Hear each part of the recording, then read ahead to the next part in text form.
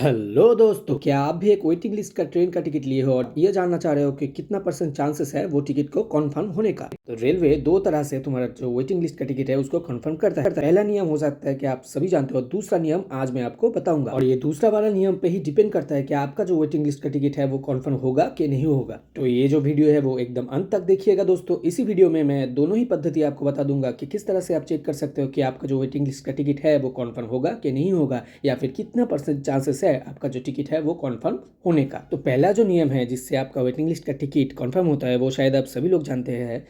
मान लीजिए आपने एक रेल का टिकट खरीदा है जिसमें आपका नंबर आया है वेटिंग लिस्ट 5। अब मान लीजिए कि आपके पहले जिन लोगों ने टिकट खरीद के रखा है उससे 5 लोगों ने अपना टिकट कैंसिल करवा दिया, तभी आपका जो है वेटिंग लिस्ट कंफर्म हो जाएगा। लेकिन ये प्रोसेस हर वक्त काम नहीं करता, क्योंकि मान लीजिए आपके पहले जिन्होंने टिकट खरीद के रखा है उन्होंने अपना टिकट कैंसिल नहीं करवाया है, क्योंकि हो सकता है ये एक फेस्टिव सीजन हो, तो फिर आपका जो टिकट है वो वेटिंग लिस्ट में ही रह जाएगा दोस्तों। तो अब मैं बताने जा रहा हूँ सेकेंड मेथड, जिससे कि रेल आपका टिकट जो है वो कंफर्म करता है और इसी से आप पता लगा सकते हैं कि आपका जो टिकट है वो कितना परसेंट चांस है उसका वेटिंग लिस्ट से कंफर्म होने का, या फिर आपका टिकट जो है वो वेटिंग लिस्ट में ही रह जाएगा। तो चलिए जान लेते हैं। तो पहले हम लोग थोड़ा सा जान लेते हैं कि रेलवे हम लोगों को वेटिंग लिस्ट का टिकट कब देते हैं। मान लीजिए कि आपका जो ट्रेन है उसमें 100 सीट्स है और इसी 100 सीट में से जब भी 50% सीट्स बुक हो जाता है उसके बाद से रेलवे आपको वेटिंग लिस्ट का टिकट जो है वो देना शुरू कर देता है। बाकी का 50% जो सीट्स रह गया है रेल में, ये रिजर्व रहते हैं डिफरेंट टाइप्स के कोटा के लिए। आप लोग शायद जानते ही होंगे कि रेलवे में टोटल 12 तरह के कोटा है जिसके अंदर के टिकट दिया जाता है, जैसे कि तत्काल हो गया, प्रीमियम तत्काल हो गया, या फिर लेडीज कोटा हो गया,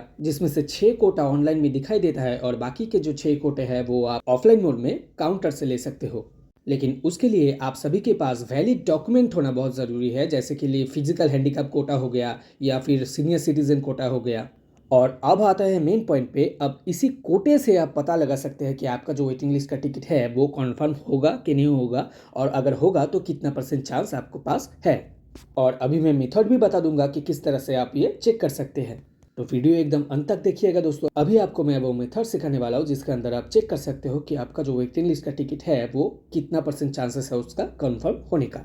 तो मान लीजिए कि आपका वेटिंग लिस्ट 5 पे नाम आया है और जो कोटा के अंदर अभी भी 40 सीट्स अवेलेबल है और 2 से 3 दिन के अंदर ही आपका ट्रेन है, तो 100% चांस है कि आपका जो टिकट है वो कंफर्म हो जाएगा। तो अब पता कैसे लगाए कि कोटा के अंदर कितना सीट्स अवेलेबल है। तो इसके लिए आपको सबसे पहले आपके फ़ोन में रेलवे का ही एक ऑथेंटिक ऐप जिसका नाम है IRCTC, उसको आपको फ़ोन में पहले इंस्टॉल कर लेना है। प्ले स्टोर में IRCTC सर्च करने से ये एप्लीकेशन आपके सामने आ जाएगा, इसको आपको पहले इंस्टॉल कर लेना है, ठीक है। उसके बाद आपका एक वैलिड मोबाइल नंबर से इसको रजिस्टर कर लेना है।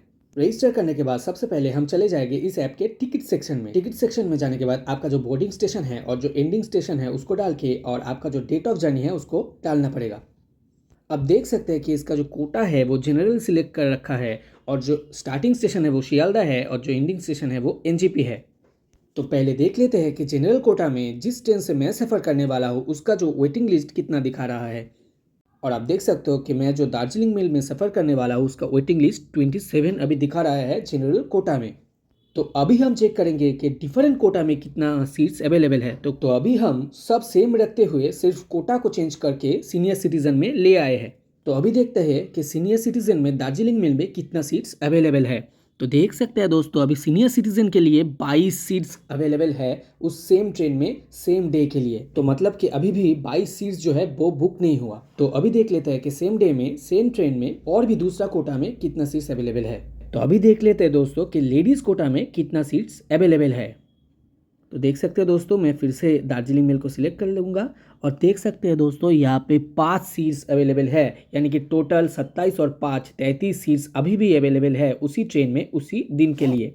तो मैक्सिमम टाइम क्या होता है दोस्तों, ये जो कोटा वाला सीट है वो बुक्ड नहीं होता और यही अवेलेबल सीट्स आप वेटिंग लिस्ट वालों को दिया जाता है। तो अब आप कैसे पता लगाओगे कि आपका कितना परसेंट चांसेस है। मान लीजिए कि 40 कोटा सीट जो है वो वैकेंट है, अभी खाली है, ठीक है, और आपका जो वेटिंग लिस्ट है वो वेटिंग लिस्ट 10 शो हो रहा है। तो 100% आप मान लीजिए कि आपका जो टिकट है वो कंफर्म होगा ही होगा। लेकिन ये वाला जो कन्फर्मेशन है दोस्तों वो चार्ट प्रिपरेशन होने के बाद ही शो होता है। तो मेरा सजेशन यही रहेगा दोस्तों कि अगर आपका जो वैकेंट सीट है वो आपके वेटिंग लिस्ट से ज़्यादा है तो आप चार्ट प्रिपरेशन होने के अंत तक वेट कीजिए, आपका टिकट कैंसिल मत कराइए। तो फिर आपका 100% जो सीट है वो कन्फर्म हो जाएगा। लेकिन अगर आप देख रहे हैं कि जो आपका वेटिंग लिस्ट है वो वैकेंसी से बहुत ही ज़्यादा शो कर रहा है, तब दोस्तों आप समझ लीजिएगा कि आपका टिकट जो है वो कन्फर्म नहीं हो सकता है। तो आशा करता है दोस्तों कि ये वीडियो आपको बहुत ही अच्छा लगा है, बहुत ही इन्फॉर्मेटिव लगा है। दूसरा कोई भी क्वेश्चन होगा तो कमेंट करके ज़रूर पूछिएगा दोस्तों, और चैनल को सब्सक्राइब डेफिनेटली कीजिएगा। तो मिलते हैं आपके साथ नेक्स्ट वीडियो में, तब तक के लिए पीस आउट।